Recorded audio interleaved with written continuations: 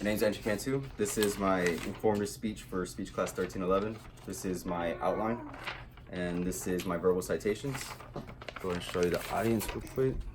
So unfortunately, at the last minute, we had someone cancel, so only have 4 people here. But we gotta go ahead and make this work. So today I'm going to talk to you about the theory of evolution by natural selection. Let's see. So I'm sure you've all been told at some point that we evolved from monkeys. Let's see. But why don't we look like this? So natural selection kind of says that we adapt traits in order to adapt to the environment that make it easier to survive. Today we're going to talk about 3 key points that'll help us better understand this. We're going to be discussing evolution itself and the development of Darwin's theory. Next, we're going to look more closely at natural selection and what exactly it is. And finally, then we'll discuss how we understand evolution today with our modern technology. So first, let's start by discussing Darwin's theory. Descent with modifications is how Darwin described evolution. He proposed that species evolve, or as he put it, undergo certain changes that can be traced back to a common ancestor.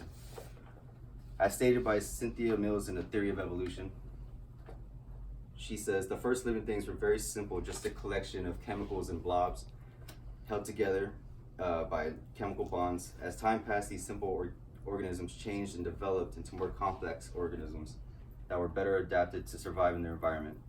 Some become more specialized and different ways adapting to their environment and those around them. Darwin presents his observations in his book, An Origin of Species. He does this in 1859, which went over his observations that he saw in the Galapagos Islands.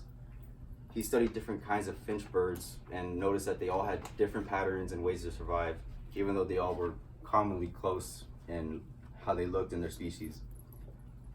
Darwin presents the natural selection as the mechanism of evolution. This is the driving force that causes it. Next, to better understand this, let's break down natural selection itself. So obviously this here shows how evolution occurs in man.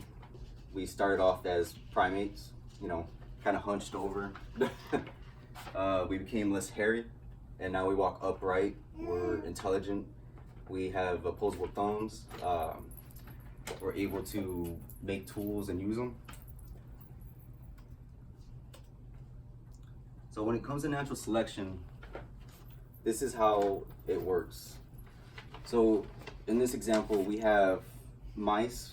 Some are darker, some are lighter, and then we have obviously a predator flying around them. So in this population, the mice that are lighter against the darker terrain, obviously they're going to get picked off first. So that leaves more darker mice to reproduce, which in turn makes those traits that they have pass on to create more offspring that have that trait. And as time goes on, those dark mice will basically carry on their lineage. Let's see.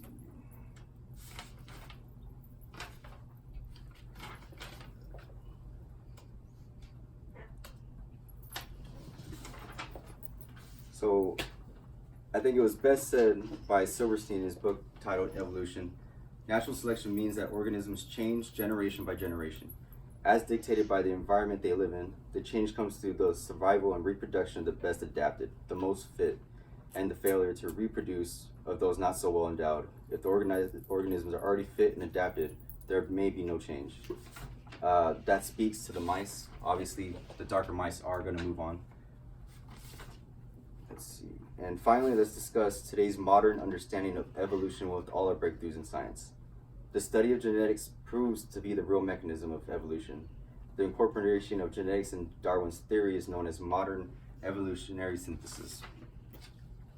As stated by Kurt Connon, what is Darwin's theory of evolution? Mutations can be caused by random errors in DNA replication or by chemical or radiation damage. Most times, mutations are either harmful or neutral, but in rare instances, a mutation might prove beneficial to the organism. Let's see.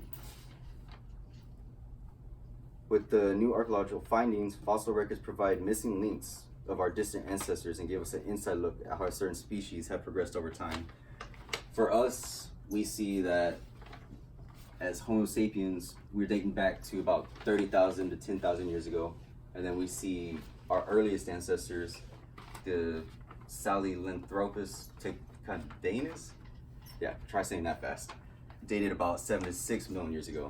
So this shows the progression of how we have changed over time. Obviously, the skulls have become more well-rounded. These are more elongated in the face.